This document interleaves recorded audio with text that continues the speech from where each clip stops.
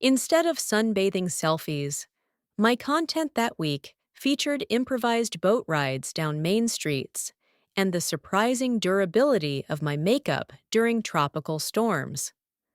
My followers actually loved the authenticity. Turns out people enjoy seeing travel bloggers getting soaked occasionally. The authentic local experience gone wrong. In Morocco, I signed up for what was advertised as an authentic Berber experience with a local family. Excited about cultural immersion, I didn't think twice about the lack of details. The authenticity began with a 4-hour trek through the Atlas Mountains on a mule named Mohammed, who seemed to harbor a personal vendetta against me. Upon arrival at our destination, a remote village with no electricity or plumbing, I discovered my role in this authentic experience, helping the family prepare their home for a wedding by kneading enough bread dough to feed 200 people. 14 hours of manual labor later, with blisters on every finger, I was indeed experiencing authentic Berber hospitality. The family found my inexperienced bread making hilarious, and I was eventually promoted to tea service after creating what they called the strangest bread shapes they'd ever seen.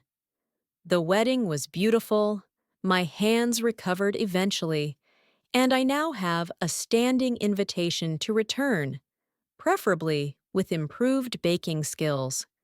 When wildlife gets too close for comfort nature, photography is a staple of travel blogging, but sometimes nature has other ideas.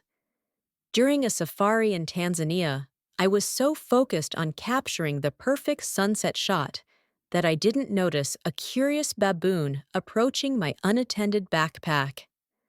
By the time I turned around, the primate fashion critic had emptied my bag, tried on my sunglasses, and was experimenting with my expensive face moisturizer. Our guide warned that attempting to reclaim possessions from baboons usually ends poorly, so I watched helplessly as my passport, credit cards, and favorite hat were inspected and discarded across the savannah. The baboon eventually grew bored with my belongings, though not before taking a selfie with my camera. Yes, I still have this photo, and no, his composition skills need work. The most humiliating part? Explaining to embassy officials that I needed an emergency passport replacement because a baboon took it, a story they had apparently heard before. The unexpected cultural faux pas research can't prepare you for every cultural difference. In Japan, I was determined to observe perfect etiquette, diligently removing my shoes at every appropriate moment. After a long day of sightseeing, I visited an upscale department store in Tokyo, saw shoes lined up at the entrance, and dutifully removed mine. It was only after wandering through the store in my socks for 20 minutes that I realized I had mistaken a shoe display for a shoe removal area. The polite staff had been too courteous to correct me, and several other tourists had followed my example. By the time I figured out my mistake, there were at least 5 confused foreigners shopping in their socks. The store manager eventually approached with extra slippers, explaining gently that while they appreciated my attempt at cultural respect, perhaps I had taken it too far. At least I provided the local shoppers with an amusing story about the sock-wearing foreigners. The bottom line: embrace the chaos. The reality of travel is that things go wrong, often spectacularly wrong.